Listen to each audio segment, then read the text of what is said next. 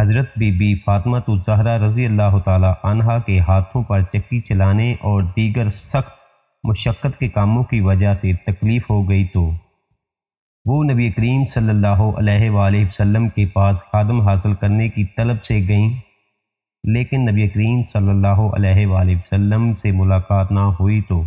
اپنی پریشانی کا اظہار اپنی والدہ حضرت عائشہ رضی اللہ تعالی عنہا سے فرما کر واپس چلی گئیں۔ جب رسول اللہ صلی اللہ علیہ وآلہ وسلم تشریف لائے تو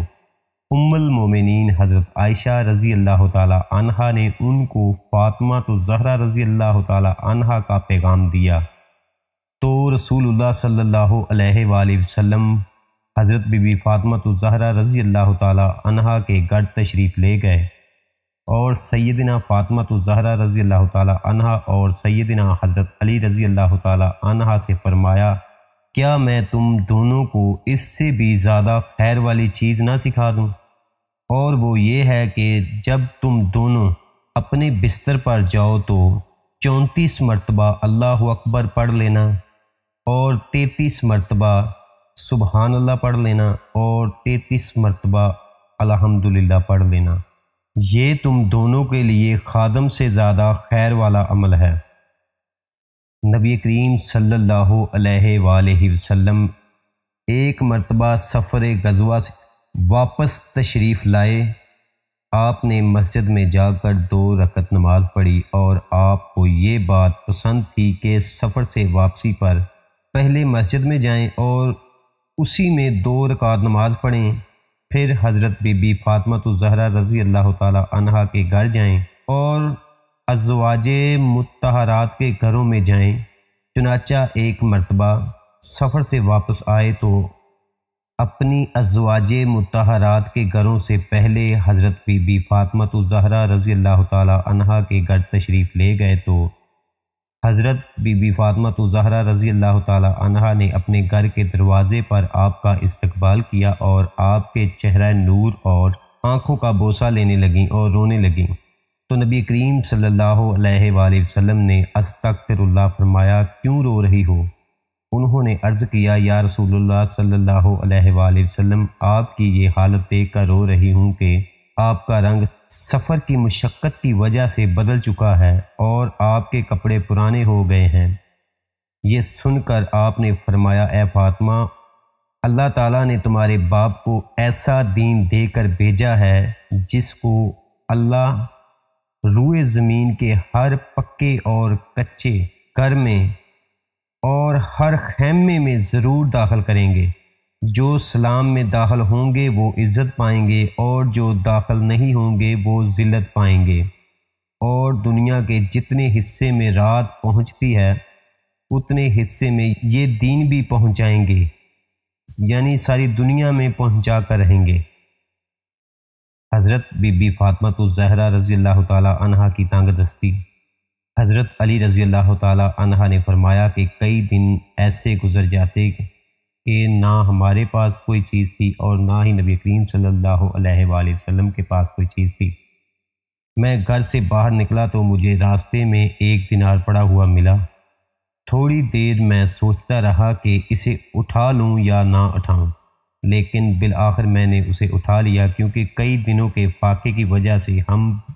میں اسے لے کر ایک دکان پر گیا اور اس کا آٹا خرید کر حضرت بی بی فاطمہ الزہرا رضی اللہ تعالی عنہا کے پاس لایا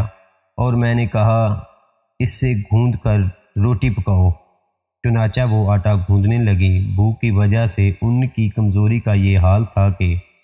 ان کی پیشانی کے بال آٹے کے برتن سے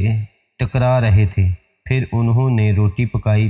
پھر میں نے حضور نبی کریم صلی اللہ علیہ وآلہ وسلم کی خدمت میں حاضر ہو کر سارا قصہ سنایا۔ آپ صلی اللہ علیہ وآلہ وسلم نے فرمایا، تم اسے کھا لو، کیونکہ یہ وہ روزی ہے جو اللہ تعالیٰ نے تم کو غیبی خزانے سے عطا فرمائی ہے۔ سبحان اللہ۔ حضرت مولا علی شیر خدا رضی اللہ تعالی عنہ ایک مرتبہ دربار رسالت سے گھر تشریف لائے تو سیدنا طیبہ طاہرہ خاتون جنت حضرت بی بی فاطمہ الزہرا رضی اللہ تعالی عنہا نے پوچھا کہ میرے سر کے تاج، آپ سدا سلامت رہو، کیا وجہ ہے کہ آج آپ بڑی دیر سے گھر آئے ہو؟ تاج دار ولایت مولا علی شیر خدا رضی اللہ تعالی عنہ نے کہا، اے فاطمہ، آج میں اپنے نبی کریم صلی اللہ علیہ وآلہ وسلم کی خدمت میں موجود تھا۔ آپ صلی اللہ علیہ وآلہ وسلم اپنے ارشاد عالیہ سے ہمیں مستفید فرما رہے تھے۔ میں بھی ان کی پیاری پیاری باتیں سن رہا تھا، اس لیے دیر ہو گئی۔ حضرت بی بی فاطمہ الزہرا رضی اللہ تعالی عنہا نے پوچھا کہ آج آپ میرے پیارے ابا جان سے کیا باتیں سن کر تشریف لا رہے ہیں؟ مولا علی شیر خدا رضی اللہ تعالی عنہ نے کہا، آج میرے پیارے نبی